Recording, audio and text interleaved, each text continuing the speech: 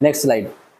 यहां से अपना जो संसारण और विकृत गंधिता दिया हुआ है, कोरोजन और विकृत गंधिता, यहाँ से हर साल एग्जाम में प्रश्न आते हैं, तो बड़ा इंपॉर्टेंट प्रश्न है। 3-4 तारे लगा लो आप चाहो तो यहाँ पर 1, 2 और 3, क्योंकि यहाँ से प्रश्न आना है डेफिनेटली। संसारण क्या होता है, विकृत गंधिता क्या होता है, इनसे बचाव के उपाय, तो यहाँ से प्रश्न आना 100% संभव है। तो एक बार मैं आपको पढ़ के सुना देता हूँ क्या लिखा हुआ है इसमें। देखो देखो, क्योंकि संसारण क्या एक प्रकार की ऑक्सीडेशन है, तो इसीलिए इसको ऑक्सीडेशन अभिक्रिया के बाद रखा है। जरा पढ़ो, देखो ऑक्सीडेशन यानी कि उपचयन अभिक्रियाओं के दैनिक जीवन में प्रभाव। इस तरह से प्रश्न आ सकता है आपसे कि आप ऑक्सीडेशन अभिक्रियाओं के दैनिक जीवन में कोई एक प्रभाव बताओ, कोई दो प्रभाव बताओ। क्या लिखोगे, एक तो संसारण, दूसरा क्या लिखोगे, विकृत गंधिता। दोनों को बारी बारी से पढ़ेंगे अपन। देखो क्या लिखा हुआ है। संसारण यानी कि कोरोजन, जब कोई धातु अपने आसपास के वातावरण में मौजूद अम्ल, नमी या आर्द्रता, हवा, पानी के संपर्क में, आर्द्रता का मतलब क्या है, हवा पानी, मतलब नमी, वातावरण में नमी के संपर्क में आती है, तो वो धीरे धीरे रंग में परिवर्तन करके नष्ट हो जाती है। इस प्रक्रिया को क्या कहते हैं बच्चों, संचरण। आपने देखा होगा ना बच्चों कि लोहा बाहर खुले में रखा होता है तो उसमें धीरे धीरे जंग लग जाता है। वैसे आपने चांदी देखी होगी, चांदी धीरे धीरे काली पड़ने लग जाती है। वहीं आपने तांबा देखा होगा, तांबा धीरे धीरे उसका कलर चेंज होने लगता है और हरा हो जाता है। तो ये किसके उदाहरण है बच्चों, संचरण के। तो संचरण के क्या लिखोगे आप संचरण में, कि संचरण किसे कहते हैं, कि जब कोई धातु बाहर वायुमंडल में नमी, आर्द्रता और अम्ल के संपर्क में आती है ना, तो उसका रंग परिवर्तन होने लग जाता है। इस प्रक्रिया को क्या कहते हैं अपन, संसारण। याद रखना है इसको। तो देखो जैसे कि उदाहरण है संसारण के, लोहे पर जंग लगना, चांदी का संसारण होना, चांदी का काला पड़ जाना, इसके अलावा तांबे का संसारण होना। एक बार पढ़ लो इसको, मैं पढ़ देता हूँ साथ में। लोहे की नई वस्तुएं चमकदार होती हैं, लेकिन कुछ समय बाद उन पर लालिमा युक्त भूरे रंग की परत चढ़ जाती है, जिसे क्या कहते हैं, जंग। लोहे पे जंग लगता है ना, वो किसका उदाहरण है, ऑक्सीडेशन का। और किसमें पढ़ते हैं उसको अपन, संसारण में। वहीं चांदी का पढ़ो, चांदी के गहने या बर्तन हवा में मौजूद सल्फर के साथ क्रिया करके काले पड़ जाते हैं, इससे चांदी भी खराब होने लग जाती है। भी देखेंगे, इनके फोटो बताऊंगा मैं आपको आगे। तांबे का भी देखा होगा आपने कि तांबे और पीतल के बर्तन पर नमी और कार्बन डाइऑक्साइड के प्रभाव के कारण हरी परत जम जाती है। चांदी पे काली, पीतल पे हरी, और अपने लोहे पे कैसी, भूरी भूरी। याद रखना। देखो इसको, देखो आप, ये कॉपर दिख रहा है आपको, ये हरा पड़ गया, देखो पड़ गया ना हरा। इधर देखो ये चांदी की चमचे इतनी अच्छी अच्छी, पहले ऐसी थी, फिर धीरे धीरे संसारित होती होती बिल्कुल काली काली हो गई। देखो ये आपने इसके चांदी के जेवर वगैरह देखे होंगे ना, जो अपन पायल वगैरह पहनते हैं पैरों में, तो धीरे धीरे काली होने लग जाती है ना, वो भी एक संसारण ही एक तरह, क्योंकि वो सल्फर से क्रिया करके काला सल्फाइड बनाती है। यही देखो आप, ये आपका लोहा पहले ऐसा था, बाद में जंग लग के ऐसा हो गया। तो किसके उदाहरण है बच्चों, ये संसारण के। कोरोजन के डायग्राम देख लो ध्यान से, याद रखना है। तो संसारण किसे कहते हैं एक बार देख लो, परिभाषा पूछेगा और उदाहरण पूछेगा। तो परिभाषा क्या है, अपने आसपास आर्द्रता नमी के संपर्क में आने पर कोई भी मेटल, सोना, तांबा, चांदी, सोना तो होता नहीं है, तो लोहा, चांदी और तांबा अपने रंग में चेंज होता है, उन्हें अपन क्या बोलते हैं, संसारण। अब इन संसारण से बचाव कैसे कर सकते हैं, तो संसारण से बचाव का उपाय, एक प्रश्न यहाँ से आ सकता है कि वो कौन से तरीके हैं जिनसे आप किसी भी मेटल को संसारित यानी कि नष्ट होने, खराब होने से बचा सकते हो। तो एक तो आप क्या करते हैं, लोहे पे पेंट करते नहीं करते, अपन करते हैं। तो लोहे की वस्तुओं को तथा दरवाजों पर पेंट करने से वे नमी के सीधे संपर्क में नहीं आ पाती, क्योंकि उनके ऊपर किसकी लेयर जम गई, पेंट की, जो कि नमी के या सीधे वायुमंडल के संपर्क में नहीं रह पाती और वो संसारित होने से बच जाती है। इसलिए अपन लोहे की वस्तुओं पेंट करते हैं। आगे बात समझो, तो धातुओं को नमी से बचाकर रखना, ये भी एक तरीका है। पेंट कर सकते हैं, धातुओं को नमी से दूर रख सकते हैं। अगला है तेल या ग्रीस लगाकर। अपन लगाते हैं ना, अगर ऑयल लगाएंगे मेटल पे तब भी वो नमी के संपर्क से बच जाएगी, क्योंकि आप बताइए तेल वेल लगा तो तेल पर नमी चिपकती नहीं है, तो वो लगा के भी आप संसारित होने से बचा सकते हो। एसद लेपन, ये अच्छा प्रश्न है, आपसे पूछ सकते हैं कि एसद लेपन क्या है। तो किसी भी मेटल पर लोहे पर जिंक की परत चढ़ाना, वो क्या है बच्चों, एसद लेपन, गैल्वेनाइजेशन। ठीक है, याद रखना इसको, ये थोड़ा स्टार मार्क कर लो इसको, आपसे पूछ सकता है कि एसद लेपन क्या है। तो लोहे या स्टील की वस्तुओं पर जस्ता मतलब वही जिंक, अभी थोड़ी देर पहले पढ़ा था ना अपन ने, जिंक की पतली परत चढ़ाकर जंग लगने से बचाया जाता है, उसको नष्ट होने से बचाया जाता है।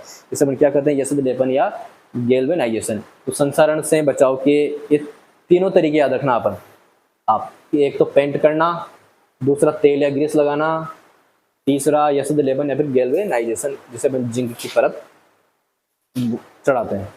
तीनों आप संसरण से बचाव के उपाय में याद रखना। अगला प्रश्न है बच्चों आपका, टॉपिक जो है देखो ये पेंट करके पेंट की पत्र परत चढ़ा दी, ये ग्रीस लगा दिया, ये नीचे मेटल है, नीचे मेटल है, इसके ऊपर पेंट लगा दिया, सीधे वायु के संपर्क में नहीं आएगी। तो यहाँ पे देखो ऑयल लगा दिया तो नहीं आएगी, एक गैल्वेनिक जिंक की परत चढ़ा दी नहीं आएगी। तो एक बार पढ़ लेना आप इनको, सब कुछ वही है जो मैंने बोला है ना। तो बना के चलते हैं अब अगली स्लाइड पर। देखो पेंट कर रहा है, क्यों कर रहा है पेंट? सजाने के लिए। हाँ, दो काम हो गए, एक तो संसारण से बच जाएगी, वो चीज अच्छी भी दिखेगी, इसलिए ग्रीस लगा रहा है। हालांकि ग्रीस का यहाँ पर और कारण है, यहाँ पर फ्रिक्शन कम हो इसलिए ग्रीस लगा रहा है, लेकिन ये डायग्राम तो गलती से लगा मेरे ख्याल से। पर इससे दो काम हो रहा है, एक तो संसारण से बच रही है और फ्रिक्शन से भी बच रही है। ये देखो गैल्वेनीकरण, बड़ी बड़ी फैक्ट्रियों में ऐसे डुबोया जाता है तो उसके ऊपर जिंक की परत चढ़ जाती है। गैल्वेनीकरण में आप यही याद रखना कि जस्ते की परत चढ़ाना, जिंक की परत चढ़ाना। आप मुझे कमेंट सेक्शन में बताओगे कि जिंक का परमाणु क्रमांक क्या होता है। ठीक है, आगे चलेंगे। अब देखो ये विकृत गंधिता, अब क्या होती है रेंसिडिटी, विकृत गंधिता क्या होती है। देखो बच्चों, कभी आपने नमकीन खाए, चिप्स खाए होंगे, तो जब नमकीन काफी देर तक खुले में रखे होते हैं तो आपने देखा होगा कि धीरे धीरे वो स्वाद चेंज हो जाता है उनका। तो ऐसा क्यों हुआ? वहीं चिप्स की थैली आपने देखी होगी, अगर चिप्स रखा हुआ है ऐसे ऐसे, उसका स्वाद चेंज हो जाता है। यही आपकी विकृत गंधिता है। अब ऐसा क्यों हुआ, विकृत गंधिता क्या है, इससे कैसे बचा जा सकता है, ये अपने को पढ़ना है। प्रश्न भी अपने यही आएंगे। देखो क्या है विकृत गंधिता, क्योंकि आपको पता है नमकीन भी ऑयल से बनते हैं, वहीं चिप्स भी ऑयल में फ्राई करते हैं उनको, तब जाके चिप्स बनते हैं, नमकीन बनते हैं। देखो, जब वसा और तेल से बने खाद्य पदार्थों को लंबे समय तक खुला छोड़ दिया जाता है तो उनका क्या हो जाता है बच्चों, ऑक्सीडेशन। क्योंकि अपन क्या पढ़ रहे थे, ऑक्सीडेशन अभिक्रियाओं का दैनिक जीवन में प्रभाव। उनका क्या होता है बच्चों, ऑक्सीडेशन या फिर उपचयन या ऑक्सीकरण हो जाता है। इससे भोजन का स्वाद और टेस्ट भी चेंज हो जाएगी, उसकी स्मेल भी चेंज हो जाएगी, वो खाने योग्य नहीं रहेगी। इसको अपन क्या बोलेंगे, विकृत गंधिता। यहाँ इन दोनों टॉपिक से एक प्रश्न आना 100% श्योर है, इसलिए आप इन संसारण और विकृत गंधिता को ध्यान से देखें, बार बार रिपीट मोड में करके देखें। देखो चिप्स की थैली दी हुई है मैंने नीचे, आपने देखा होगा ना कि चिप्स की थैली आती है तो उसमें तो चिप्स तो कम आते हैं, चिप्स तो 5 ही निकलेंगे, लेकिन गैस निकलेगी, फूला हुआ आता है बिल्कुल। तो ऐसा क्यों करते हैं? अपने को लूटने के लिए नहीं, लूटने के लिए तो करते होंगे, पर इसका जो साइंस है इसके पीछे वो है कि उसमें क्या भर दी जाती है बच्चों, नाइट्रोजन। कौन सी गैस आती है इसमें, नाइट्रोजन। अब जब नाइट्रोजन गैस भर दी जाती है तो क्या होता है कि जो चिप्स हैं इनका ऑक्सीडेशन होगा नहीं, ऑक्सीडेशन होगा नहीं तो ऑक्सीजन से क्रिया करेंगे नहीं, अर्थात ऑक्सीजन से नहीं क्रिया करेंगे तो ये खराब होने से बच जाएंगे। तो इनमें फूले हुए इसलिए फूले हुए लगते हैं आपको, क्योंकि इनमें नाइट्रोजन गैस भरी होती है। क्योंकि नाइट्रोजन गैस भरने से ये खराब होने से बच जाएंगे। इसके पीछे साइंस है, याद रखना। पेपर में पूछेगा आपसे कि चिप्स की थैलियों में कौन सी गैस भरी होती है, तो कौन सी गैस, नाइट्रोजन। क्यों भरी जाती है, ताकि वो खराब ना हो, विकृत गंधित ना हो, रेंसिडिटी ना हो, इसलिए उनमें कौन सी गैस भरी जाती है, नाइट्रोजन। बड़ा इंपॉर्टेंट सवाल है, पूछेगा ही पूछेगा पेपर में। अगला चलो आप, विकृत गंधिता से बचाव के उपाय। अब किसी अपने वसा और तेल से बने पदार्थों को अपन खराब होने से कैसे बचा सकते हैं, उनके उपाय पढ़ने हैं।